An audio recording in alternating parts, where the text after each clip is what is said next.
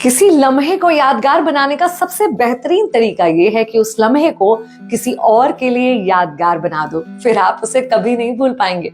मैं हूं विनी आपके साथ और चलो आज कुछ अच्छा सुनते हैं। एक पिता और पुत्र जो टहलने निकले थे, टहल रहे थे, शाम का समय था, अच्छा मौसम था, मस्ती कर रहे थे। बेटा कुछ 11-12 साल का था, पिता से बातें कर रहा था, स्कूल में क्या क्या हुआ वो सब कुछ बता रहा था। बड़ी अच्छी शाम गुजर रही थी। इतने में वो दोनों एक खेत के सामने से गुजर रहे थे तो देखा कि खेत के बाहर कुछ सामान पड़ा हुआ है। एक मैली पुरानी सी कमीज, फटे हुए जूते और एक गंदा सा गमछा। उसने कहा, पिताजी यहाँ तो कोई नहीं दिख रहा, ये सामान किसका हो सकता है? पिताजी ने कहा, कोई मजदूर या कोई किसान होगा जो अंदर खेत में कुछ काम कर रहा होगा, सामान बाहर छोड़कर गया होगा अपना। बेटे को शरारत सूझी। उसने कहा, पिताजी हम ऐसा करते हैं कि सारा सामान छुपा देते हैं और फिर खुद पेड़ के पीछे छुपकर नजारा देखते हैं। बाहर आएगा ना जब वो आदमी, अपने सामान को ढूंढता हुआ परेशान होगा, बड़ा मजा आएगा। पहले तो पिताजी को बड़ा गुस्सा आया अपनी बेटे की ऐसी सोच पर कि उसे ऐसा विचार भी क्यों आया। फिर उन्होंने कहा कि गुस्सा करने से बेहतर है कि मैं अपने बेटे को सिखाऊं कि सही क्या है।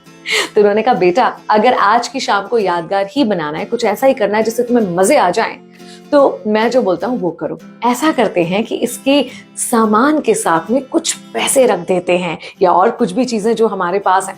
उन्होंने उसकी कमीज की जेब में कुछ पैसे डाल दिए, कुछ सिक्के डाल दिए। बेटे ने कहा, मेरे पास कुछ चॉकलेट्स भी हैं। वो चॉकलेट्स भी उसके सामान में रख दी। अब पिताजी ने कहा, अब आओ छुप कर देखते हैं कि क्या होता है।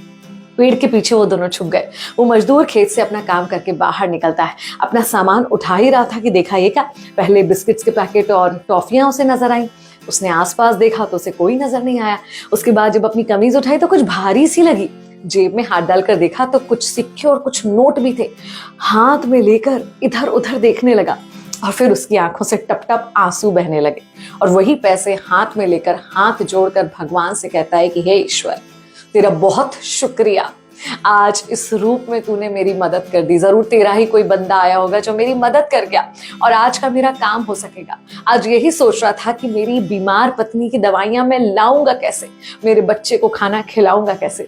लेकिन हे भगवान, तू बहुत दयालु है, तू कभी किसी को परेशान नहीं होने देता और तूने हमारे लिए ये सब कर दिया। पिता और पुत्र पेड़ के पीछे से ये सब कुछ देख रहे थे और बेटे की आंखों में भी आंसू आ गए थे। वो किसान खुशी खुशी ईश्वर को धन्यवाद देता, खुशी के आंसू आंखों में लिए वहां से चला जाता है। पिताजी और बेटा दोनों ही बहुत इमोशनल हो गए थे और पिताजी ने बेटे से कहा, क्यों, कैसा लगा, आज की शाम यादगार बनी कि नहीं? बेटे ने कहा, सच पिताजी, जो मैं कह रहा था अगर हम वो करते तो शायद मुझे बाद में पछतावा होता, लेकिन आज मैंने जो करा ये वाकई मुझे ताउम्र याद रहेगा।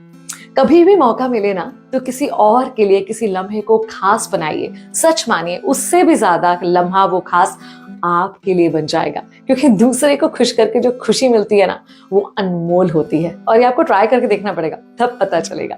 मैं हूं विनी आपके साथ।